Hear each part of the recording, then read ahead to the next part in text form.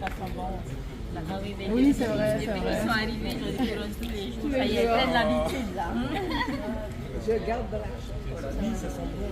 Ce qui est très très intéressant, c'est que le développement sur C'est une plante médicinale. Oui, La médecine traditionnel. traditionnelle. Il y a le modèle, bien sûr. Bien sûr, oui, c'est tout. Il y a eu quelques années où il était construit et qui a eu donc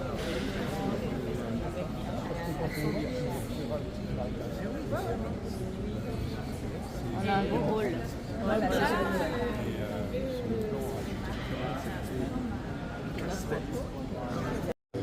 dans le service et qui se relaient. Et en plus, qui sont plus en capacité d'être et aux urgences et de poursuivre la prise en charge, même jusque dans les étages. Ils appartiennent pas au service des urgences, ils appartiennent aux patients, entre guillemets, à l'hôpital. Et c'est vrai qu'ils prennent le début de la prise en charge des urgences. Mais c'est franchement... Aux urgences, il n'y a pas de problème d'agression.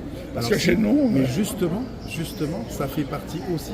Alors on a mis des médiateurs, mais eux arrivent aussi en front office avec la population pour justement calmer un petit peu les choses. Hein. Parce que les gens, ils ont besoin du contact, en fait. Ils ont besoin d'un contact initial pour se rassurer, parce qu'ils ne savent pas ce qui se passe quand ils arrivent, ils ne savent pas trop ce qui se passe. Donc ça les rassure, ça les apaise. Et il y a vraiment... puis c'est vrai qu'on a quand même une population médicale qui est plutôt métropolitaine, hein, même si on essaie de récupérer les enfants de notre pays. Et du coup, il y a cette peut-être dichotomie un petit peu culturelle qui fait que quand ça casse un peu le... Et le pourcentage, il y a le pourcentage des locaux et des métropolitains au niveau médical. Oh là là là, à peu près. Vrai sujet. Pourcentage. Vrai sujet. Ah bah non, le pourcentage, je vais dire nul. Non. Je suis un peu direct, je sais 5%. 5% de... 14 médecins polynésiens dans cet établissement sur 230 PH. Ça fait à peu près ça. On n'est pas bon. Mais on n'arrive plus à les récupérer. On a un problème statutaire parce qu'en fait on a une autonomie en santé ici qui fait que c'est nos statuts. Mais nos statuts n'ont pas bougé depuis 1996. Et la chance dans les Roms, c'est que comme quand la France bouge, ça, vous accrochez. Nous, on n'accroche rien du tout. Je l'ai dit au pouvoir politique depuis le post-Covid, j'ai dit faites attention, il faut s'énerver, il faut reprendre de l'attractivité. Et le pouvoir politique, c'est local ou bien c'est... Oui, c'est local. Ah non, c'est que local. En fait, la santé est une autonomie interne, comme la Calédonie. Sauf que la Calédonie a bougé, mais pas nous. Mais il n'y a pas de salariés métropolitains dans... Non, très petit. Il y a des dispositifs de FEDA. Au niveau administratif. En fait, c'est des fonctionnaires détachés, mais ça existe quasiment plus. Non, nous, on est autonome en santé.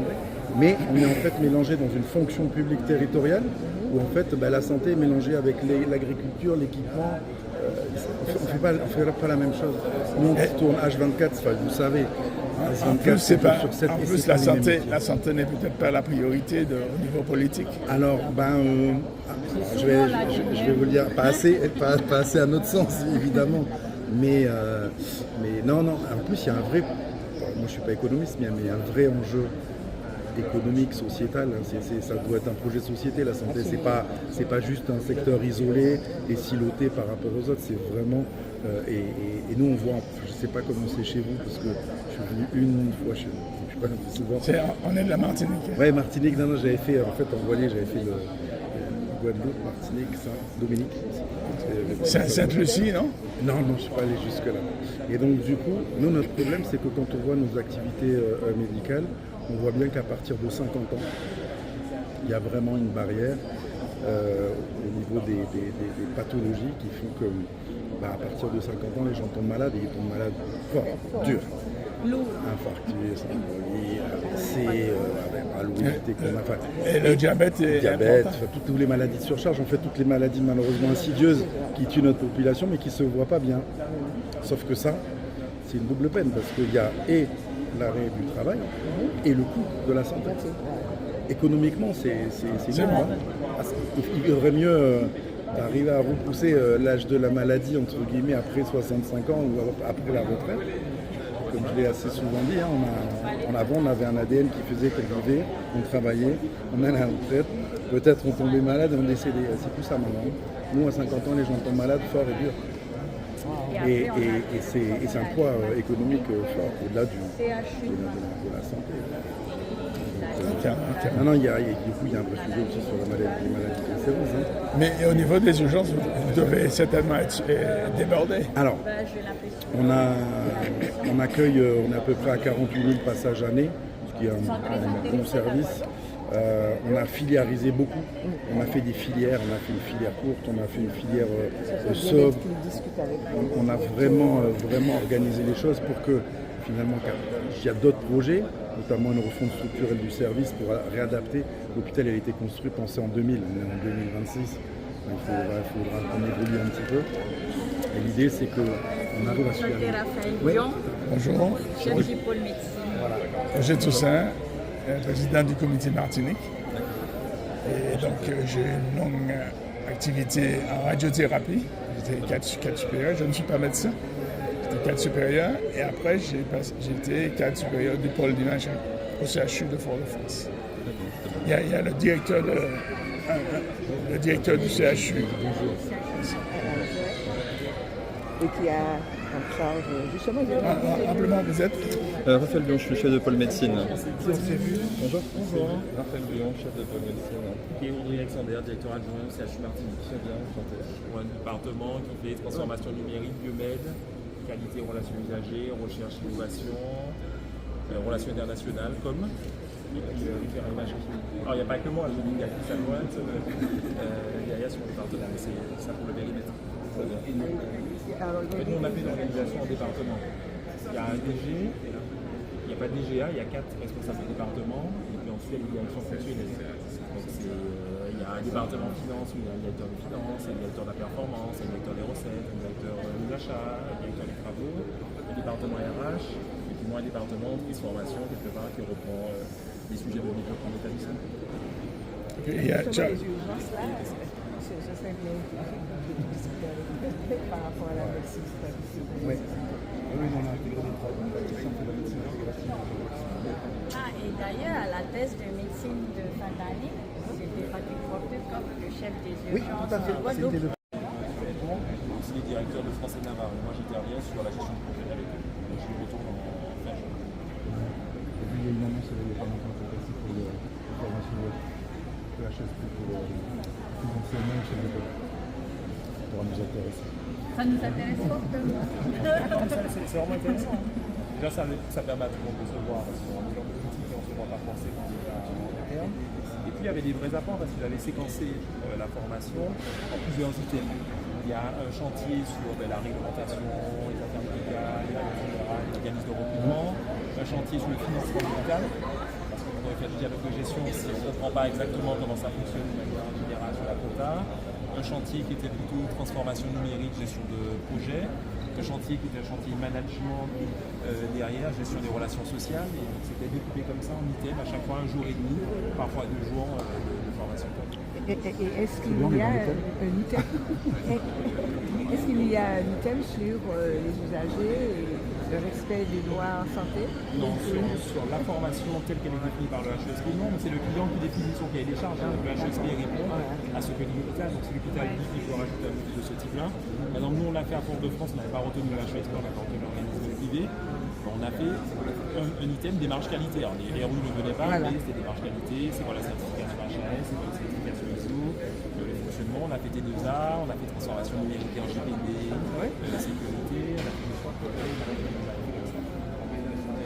Mais justement, est-ce que, ces textes-là ne s'appliquent pas nécessairement, mais les relations avec les usagers, comment on ça, et les droits de la session du droit européen, donc c'est les droits fondamentaux du droit de l'homme, donc le droit à la santé.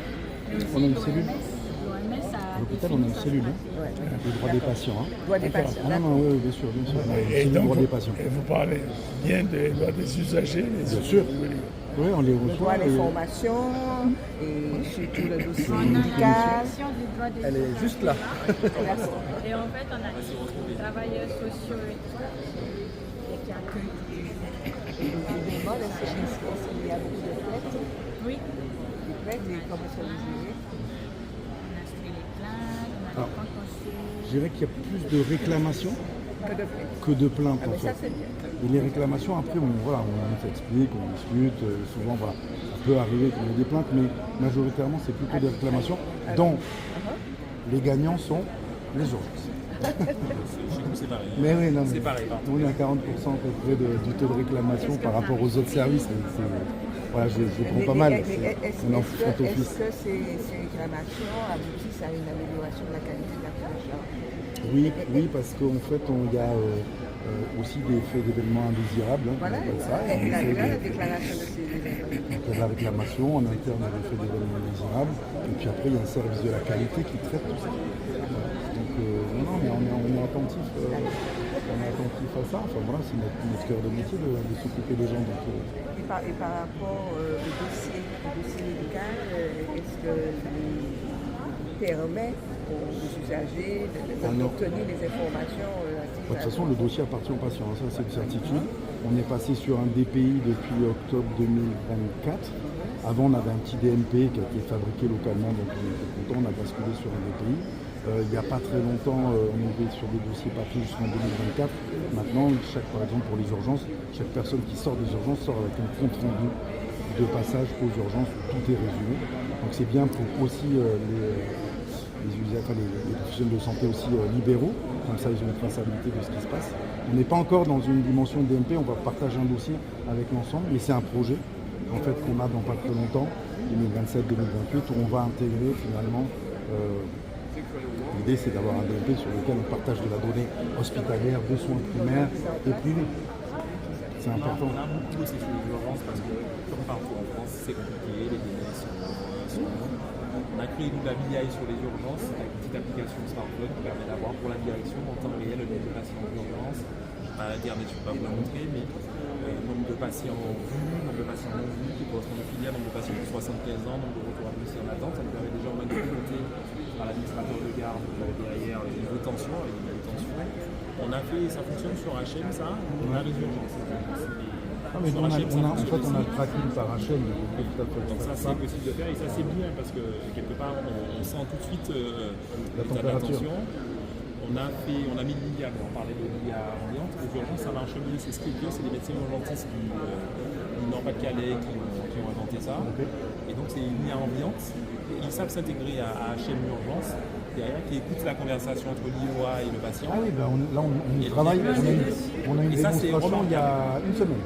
C'est remarquable, c'est André Galindo qui a présenté. Alors, qui c'est qui nous l'a... Non, on explore. Ouais. On n'a pas choisi. Le plus petit, là, je crois que la semaine dernière, c'était Microsoft Copilot. Ouais, c'était Dragon Copilot. L'inconvénient, nous on a eu ces situations, l'inconvénient c'est que quand on part sur la solution non souveraine, c'est la maîtrise du modèle économique sur le temps. Nous, tous les Américains, d'une année sur l'autre, qui sont en situation majoritaire, on prend 30% de plus sur les abonnements sans compte. Pareil. Maintenant, on a vu que c'est un truc c'était du stage de Nice. Je crois une bonne relation avec le médecin urgentiste référent chez nous. Mais ce qui est assez intéressant, c'est que nous, celle qu'on a retenue, c'est des urgentistes qui l'ont créé. Donc du coup, parce que l'IA, on sait comment ça fonctionne, l'IA, elle est d'autant plus pertinente qu'elle est entraînée sur des données qui correspondent à l'activité dans laquelle on travaille. Un copilote général ne va pas forcément comprendre les abréviations qui sont renseignées par un médecin urgentiste. Là, ils l'ont créé, ça permet d'entraîner les données sur des dossiers des urgences spécifiquement et d'avoir des retours du comité d'urgentiste. Nous, on l'utilise pour ça, donc on le trie sur la grille à French. On l'utilise sur le fait de redresser les abréviations dont vous êtes les champions. Ah oui, ça. Des urgences pour que les comptes rendus soient digestes. Donc, du coup, plutôt que de passer par une stratégie au départ de reconnaissance vocale, continuent à taper leurs abréviations comme d'habitude, puis l'outil redresse en fonction de l'attendu réel d'un dossier. Elle nous permet d'intégrer aussi tout ce qui vient des dossiers satellites sur la bio, sur l'imagerie, en un clic. C'est pour ça que nous, on veut faire le pas direct sur l'IA ambiante plutôt que passer par la locale, même si on en a discuté. C'est vrai que c'est peut-être une fois le plus facile, mais il faut qu'on ait l'IA ambiante et on voit bien et tout le monde.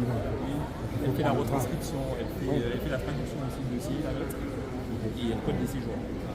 Je sais quand on se trouve dans une athlétique, en tout cas, nous quand on a vu HM arriver, on a dit moi j'avais besoin de quelque chose, une autorisation que de rapidité. Oui, c'est pas leur forme, mais tu peux contourner ça avec ça. Ouais, avec je te mettrai en relation. Galindo, moi ils m'ont bluffé parce que ce sont des urgentistes C'est le Quand métier. ils sont arrivés, Il faut passer par le comme métier. les urgentistes sont passés en disant mais ça nous plaît pas trop, il est venu sur place, il a visité les urgences, il a compris, donc derrière je fais un développement. Derrière a fait un développement qui a permis